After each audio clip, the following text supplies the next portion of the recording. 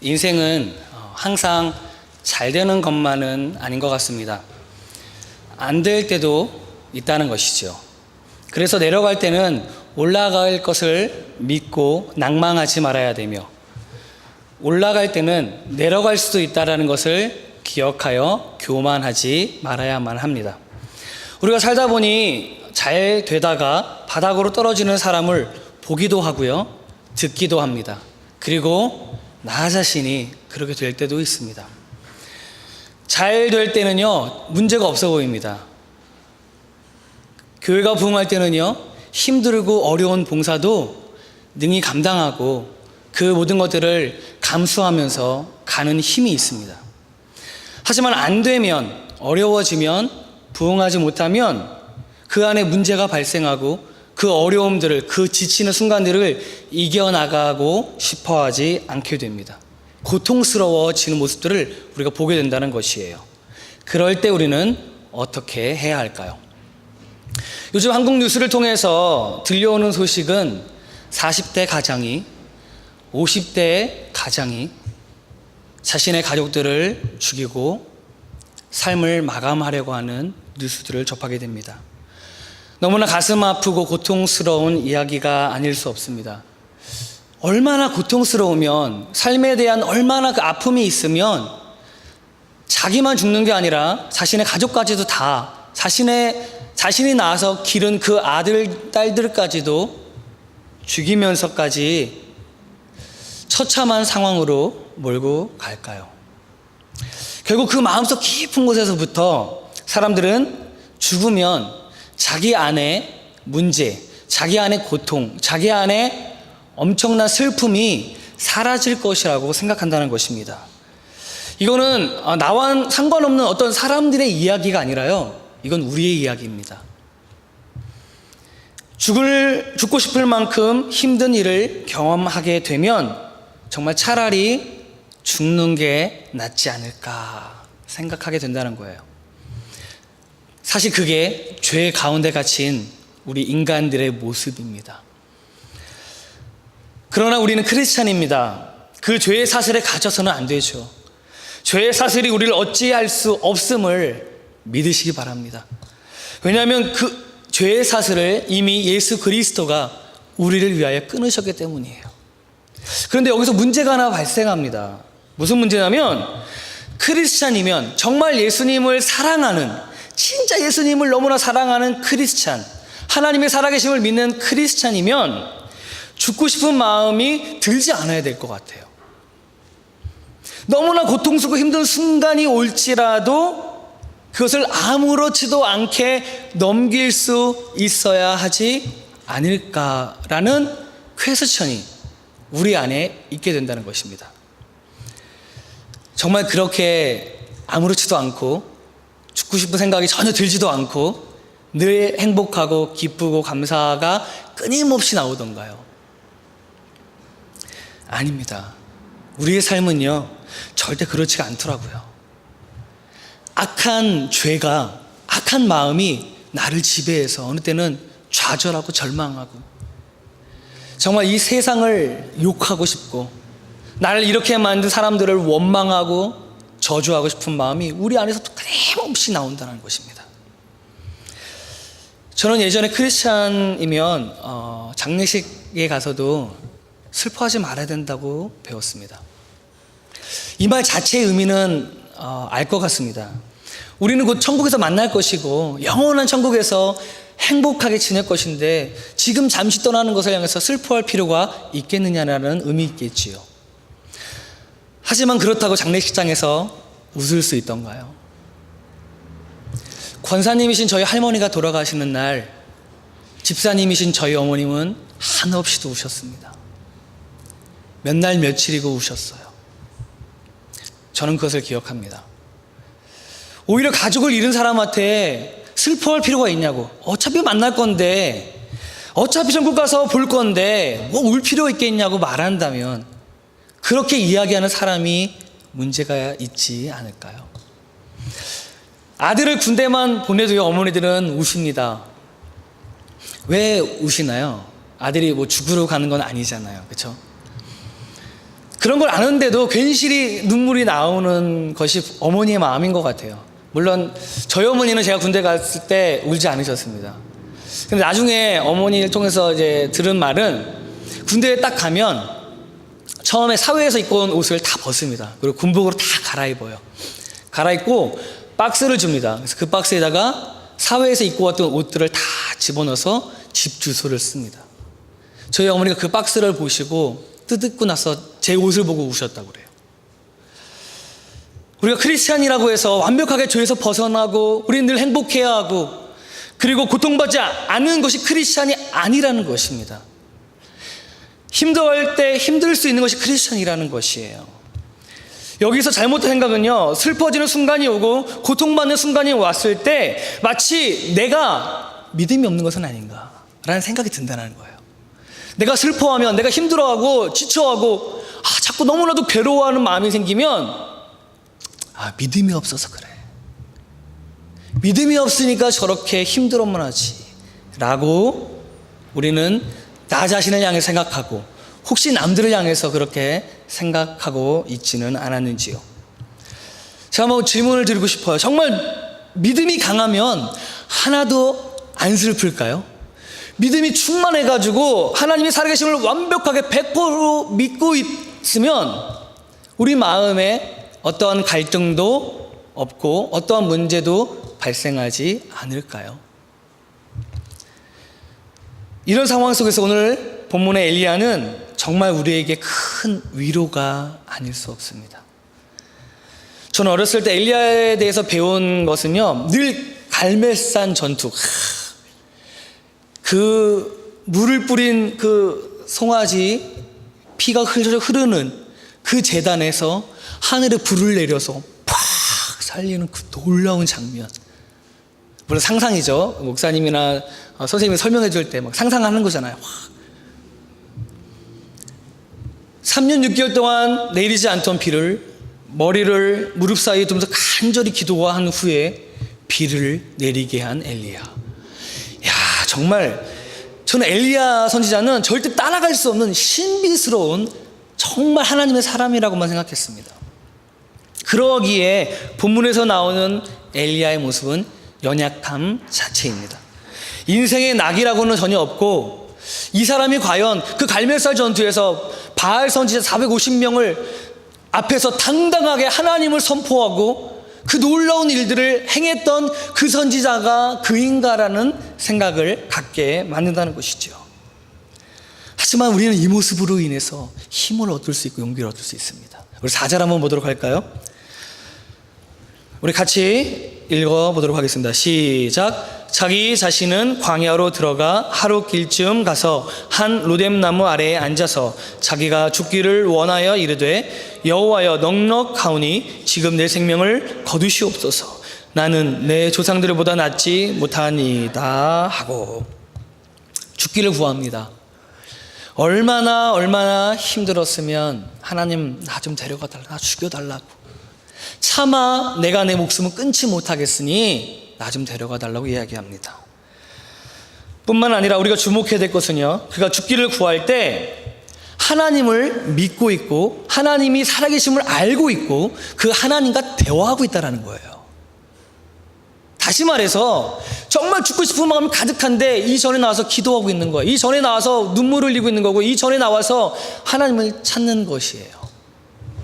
이게 무슨 말인가요? 우리 크리스찬들이 인생을 살다가 위기를 만나기도 하고 절망 속에 빠지기도 하고 그런 상황 속에서 어떻게 해야 될지 모르는 그 답답한 순간이 찾아왔을 때 고통 속에 있을 수 있다는 것입니다.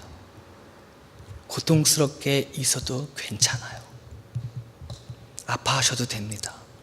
부정하지 않으셨으면 좋겠어요. 욥의 세 친구는요, 욥을 향해서 끊임없이 이야기했습니다. 너가 아픈 것은 이유가 있어. 혹시 너의 죄 때문일지 몰라.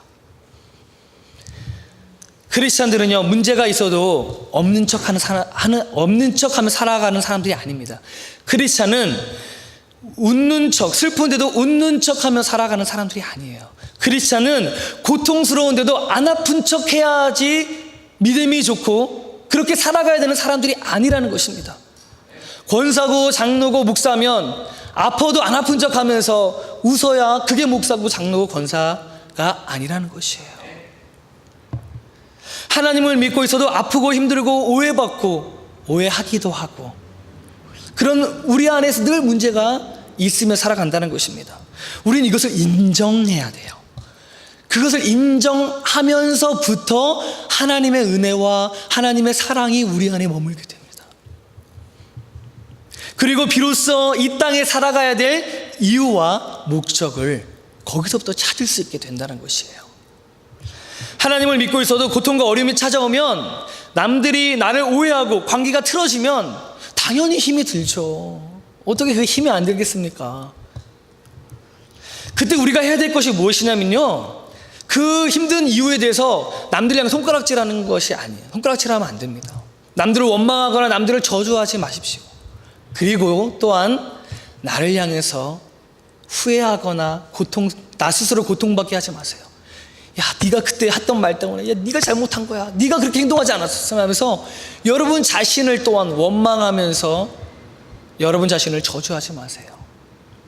우리의 손은요, 남들을 향해서도 나를 향해서도 가리키는 것이 아니라 우리의 손은 오직 하나님을 향해서 가르쳐야만 합니다.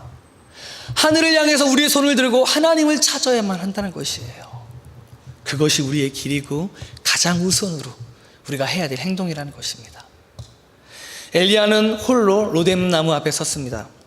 그 앞에서 하나님께 기도했어요. 그런 역사의 기록에 정말 너무나도 위대하게 기록될 만한 놀라운 인물이었지만 지친 모습에서 죽기만을 구합니다. 그때 그는 하나님에 대해서 원망하지 않아요. 사람들에게 대해서 저주하지 않습니다. 하나님, 저 아합이, 저 이세벨이 저 죽이려고 그래요. 저 못된 것들 죽여주세요 라고 하지 않는다는 거예요. 하나님, 내가 잘못했어요. 하나님, 내가 죄가 많습니다. 죽여주세요가 아니에요. 하나님, 이제 이만하면 되지 않습니까? 이제 이만큼 넉넉하면 되지 않습니까? 하나님. 그리고 그는 하나님께 손을 듭니다. 여기서 우리는요, 하나님이 그 다음 장면에 천사를 보내주시는 것을 볼 수 있게 돼요. 재밌는 것은 그 먹을 것들이요, 절대 줄인 배를 채울 수 있는 것들이 아니라는 것이에요. 천사가 준 음식은요, 숯불에 구운 떡과 한 병의 물입니다. 차라리 고기라도 좀 주시지. 고기 정도는 먹어야 좀 힘이 나지 않습니까? 차라리 잘 구워진 양고기가 다 비었으면 얼마나 먹고 힘났을까요? 그런데 성경에서는요, 떡 하나와 물 한 병을 이야기합니다. 저 같았으면 하나님 좀 더 주시죠. 이 떡이 뭡니까? 하지만 엘리야는요, 그것을 먹고 다시 누워요. 저는 이 본문에서 하나님께서 천사를 통해서 엘리야를 어루만지신 부분을 좀 깊게 묵상해 봤습니다. 5절에 첫 번째 천사가 나타납니다. 보시면요, 천사가 그를 어루만지며 그에게 이르되 일어나서 먹으라. 그냥 일어나서 먹으라고 이야기합니다. 어루만지면서. 두 번째 천사는요, 한마디 말을 더 합니다. 7절인데요, 천사가 또다시 와서 어루만지며 이르되 일어나 먹으라. 똑같아요. 그런데 다음 말을 합니다. 너가 갈 길을 다 가지 못할까 하노라. 이게 무슨 말인가요? 하나님, 나 죽여주세요. 나 좀 데려가 달라고 얘기했는데 하나님은 길을 걸어가야 한다고 말씀하고 있어요. 언제 어디를 보내달라고 얘기했나요? 아닙니다. 자, 좀 이제 그만 지쳤으니까 그만 좀 이 사역 그만하게 해주십시오. 그만 봉사하게 해주십시오. 그만 이거 좀 스탑하면 안 되겠습니까? 라고 말할 때 하나님은 너가 지치지 않았으면 좋겠다. 아직도 내가 너에게 보여줄 길이 있다라고 하셨다는 거예요. 누워서 그냥 죽고만 싶었는데 하나님은 천사를 통하여서 먹을 것을 주셨습니다. 배부르게 주시지 떡과 물 한 병만 주셨습니다. 그리고 거기서 끝나지 않고 걸어가라 말씀하세요. 걸어가라. 떡과 물이 무엇을 의미합니까? 예수 그리스도를 의미합니다. 우리의 양식이 되시는 예수 그리스도. 바로 그 예수 그리스도로 인해서 엘리야는 힘을 얻습니다. 하나님은 엘리야를 너무 사랑하셨어요. 엘리야를 향한 큰 긍휼함이 있으셨습니다. 그리고 하나님은 엘리야를 마지막으로 사명 있는 자로 끝까지 사용하기 원하셨습니다. 우리는 이것을 기억해야만 합니다. 하나님은 우리가 힘들고 지칠 수 있다는 것을 알고 계십니다. 교회 봉사를 하다가 지치기도 하고요. 관계 속에서 지치기도 하고요. 가족 안에서 고통스러운 순간들도 오기도 하고요. 직장에서 어디서든지 우리가 고통받을 수 있다는 것을 하나님은 알고 계십니다. 대학을 향해 공부하다가 우리 학생들은 포기하고 싶을 때도 있고요. 과연 내가 이렇게 할 수 있을까라고 생각을 하는 것을 하나님은 알고 계세요. 그래서 하나님은요, 엘리야에게 야, 너가 어떻게 바로 며칠 전에 일어났던 내가 너와 함께해서 그 역사를 일으켰던 것을 왜 넌 기억 못하니? 왜 너는 내가 너를 치료하고 내가 너를 붙들고 내가 너에게 줬던 복을 왜 생각하지 아니하고 지금 힘든 이 순간 속에서 너는 불평하고 있느냐라고 말씀하지 않으신다는 거예요. 다만 어루만지시며 그것이 끝이 아니라 말씀하십니다. 거기가 우리 삶의 끝이 아니라고 말씀하신다는 거예요. 하나님은 엘리야가 다시 길을 걸어가기 원하셨습니다. 사명이 있음을, 아직 끝나지 않았음을 말해주고 있습니다. 그것이 하나님의 사랑의 표현입니다. 너가 지친 거 알아. 네가 포기하고 싶은 것도 안다. 그런데 있잖니, 나는 아직도 너와 함께 이 땅에서 하고 싶은 일이 있다. 나는 아직도 너가 해줬으면 하는 것이 있다. 나와 함께 하지 않을래? 라고 말씀하신다는 겁니다. 우리는 그 사명 때문에 살아가는 것입니다. 그 사명의 시작은 하나님의 사랑이에요. 여러분, 집사가 또 교사가 또 장로가 목사가 그 직분이 사명으로 살아가게 하는 것이 아니라 하나님의 그 사랑 때문에 그 사랑으로부터 온 소명이 목사가 되게 한 것이고요.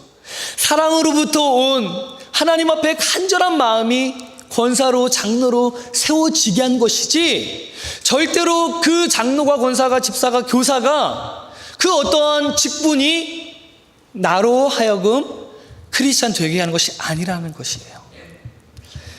하나님의 사랑이 있기에 우리는 사명을 가지고 살아갈 수 있고요. 그 사명 때문에 우리는 사명자로 살아갈 수 있는 것입니다. 하나님은 그 사명만 주지 않으셨습니다. 숯불에 구운 떡과 물 한 병을 주시며 그것을 먹고 40주야를 걸어가게 하셨던 것이 8절입니다. 우리 다 같이 한번 읽어보도록 할까요? 같이 읽겠습니다. 시작. 이에 일어나 먹고 마시고 그 음식물의 힘을 의지하여 40주 40야를 가서 하나님의 산 호렙에 이르니라. 일용할 양식밖에 되지 않은 떡과 물이었지만 하나님이 주셨을 때 그 음식물의 힘으로 40일 낮과 밤을 걸어 하나님의 산 호렙에 갈 수 있었습니다. 하나님은요, 우리가 할 수 없는 일을 맡기지 않으세요. 우리가 할 수 없는 일들을 주면서 고생 좀 해봐라. 너는 고생 좀 해봐야 돼. 라고 말씀하시는 분이 아닙니다. 하나님은 좋으신 분이시고요. 여러분들을 다 사랑하시고요. 여러분들이 잘 되길 원하시고요. 여러분들이 복받기 원하시고요. 여러분들이 정말 하나님의 사랑 안에서 감사와 기쁨과 행복하게 살아가길 원하신다는 거예요. 우리는 다만 그 하나님이 주시는 그 사랑의 표현, 사명을 가지고 하나님을 더 의지하며 살아가야 합니다. 사랑하는 성도 여러분, 우리는 흔히 힘든 삶을 살아가면서 지치는 삶의 수용들 속에서 이런 생각들을 가끔 합니다. 하나님, 왜 나는 왜 이렇게 힘들게 살아야만 합니까? 저 사람은, 저쪽에 사는 사람은, 나랑 비슷한 시기에 호주에 온 사람은 저렇게 잘 사는데 왜 나는 이렇게 고생하며 살아야만 하나요? 어느 러시아 시집에 이런 말이 있습니다. 당신의 인생이 왜 힘들지 않아야 한다고 생각하시나요? 인생의 착각이 무엇인지 아시나요? 그것은 힘들지 않은 인생이 행복하다라는 거예요. 고생하지 않은 인생은 행복할 거야 라는 것이 착각이라는 것입니다. 남들보다 땀 흘리고 고생하면 행복한 시간이 없어져 버리는 것인가요? 아닙니다. 하나님이 내게 주시는 행복이 이미 지금 여기 있는데 예배 드릴 수 있는 건강 주신 것 얼마나 감사합니까? 함께 예배할 수 있는 사랑하는 아내와 남편이 있고 자녀들이 있고 부모님이 있다는 것이 얼마나 감사합니까? 그런데 자꾸만 우리의 행복을 다른 데서 찾기 때문에 우리는 하나님 난 고생하기 싫어요. 고생하기 싫어요만 이야기 혹시 하고 있지는 않은지요. 정말 행복하지 못한 인생은요, 지금 하나님이 주시는 삶에서 행복을 찾지 않는 인생입니다. 늘 불평만 하다 보면요, 하나님이 주신 것을 놓쳐요. 이 컵에 물이 반밖에 없다고 늘 생각하는 사람은요, 그 반밖에 없는 것 통해서 늘 불안과 걱정과 염려로 살아갑니다. 그러나 이 컵에 물이 반이나 있다고 생각하는 그 한 사람은요, 이곳에 있는 물 때문에 기쁘고 감사하고 아직도 이 물이 끊이지 않냐고 내게 있다라는 것에 행복한 마음이 생긴다는 것입니다. 힘든 때가 없는 게 멋진 인생이라고 말하는 사람은 인생이 무엇인지, 인생을 행복하게 하는 것이 무엇인지 전혀 알지 못하는 사람입니다. 아인슈타인이 이런 말을 했습니다. 한 번도 실수를 해보지 않은 사람은, 인생을 살면서 한 번도 실수해보지 않은 사람은 한 번도 새로운 것을 도전해보지 않은 사람이다. 힘든 시간이 없는 사람은요, 행복이 찾아와도 그것이 행복인지 모릅니다. 아니, 행복이 무엇인지조차 모른 채 우리는 다만 난 실패하지 않았어 라고만 생각하면 살아간다는 거예요. 성공은요, 행복은요, 그것을 향해 찾아가는 사람이 구하게 됩니다. 고난은 언제나 찾아올 수 있습니다. 힘들고 어려운 순간들은요, 예고 없이 찾아올 수도 있어요. 그럴 때 우리 가장 먼저 해야 될 것은 하나님께 손을 드는 것입니다. 하나님, 나의 상황, 나의 마음 아시지요? 하나님 앞에 손을 드셨으면 좋겠어요. 사람들에게 또 자기 자신에게 손을 들지 마세요. 우리를 같이 있다 말씀하시고 자신의 목숨과 같이 사랑하시는 그 하나님을 바라보시기 바랍니다. 예수님은 우리를 너무너무 사랑하셔서 십자가에 달려 죽으셨습니다. 그래서 우리는 내 인생을 사랑하지 못하는 사람이 되어서는 안 돼요. 내 인생을 사랑하지 못하는 사람은 그래서 아무것도 할 수 없는 사람입니다. 내 인생을 사랑하는 사람은요, 예수님이 날 사랑하신 것을 믿고 살아가는 사람이 바로 나를 사랑할 수 있는 사람이에요. 하지만 반대로 내 인생을 사랑하지 못하는 사람은 불쌍하게 행복하지 못하게 살아가는 사람밖에 될 수 없다는 것을 기억하시기 바랍니다. 어느 목사님이 천국에 갔답니다. 그때 예수님이 그 목사님에게 물으셨대요. 너는 살면서 저 땅에서 무엇을 하다가 왔느냐? 예, 예수님, 저는 있는 힘을 다해 최선을 다해 3,000명을 목회하다 왔습니다. 그러자 예수님은 나지막한 목소리로 이렇게 말씀하셨대요. 그 3,000명 목회 다 내가 했다. 내가 너에게 묻고 싶은 것은 넌 얼마나 나를 사랑했느냐. 우리가 이 땅에 살아가면서 해야 될 것은 우리를 사랑하시는 그 하나님의 사랑을 느끼는 것이에요. 경험하는 것이고요. 그 사랑이 내 안에 있다는 것을 끊임없이 붙들어야 된다는 것입니다. 그 사랑 안에 거할 때야 우리는 다시 한번 일어설 수 있어요. 다 포기하고 싶고 때려치고 싶고 그냥 끝내버리고 싶을 순간에도요, 하나님 앞에 나와 기도하다 보면, 하나님이 주시는 위로를 받다 보면, 그 하나님의 사랑이 다시 한번 느껴지면, 하나님이 왜 나를 이 자리에 세우셨고, 왜 하나님이 나를 예수 믿게 하셨고, 왜 하나님이 나를 이런 직장에 살게 하셨고, 왜 하나님이 나를 이런 가정에 있게 하셨고, 왜 하나님이 나를 지금 이 땅에 살게 하시는지를 알게 된다는 것입니다. 잠잠히 내 영혼 깊은 곳에서부터 나를 지켜보시는 그 하나님께 나아가시고 그분의 음성을 들으셨으면 좋겠어요. 그리고 나면 내 안에 샘솟듯 내 인생을 가치 있게 만들, 내 인생을 진짜 예수님 때문에, 하나님 때문에 행복하게 만들 힘이 누구에게서 오는 것이 아니라 하나님에게서부터 쏟아져 나온다는 것을 경험하시게 될 줄 믿습니다. 그 힘으로 진정한 크리스찬 되시기 바라고, 또 다른 이들에게 그 사랑을 나누고 알려주는 가치 있는 인생 사시기를 간절히 축원드립니다. 함께 기도했으면 좋겠습니다. 벌써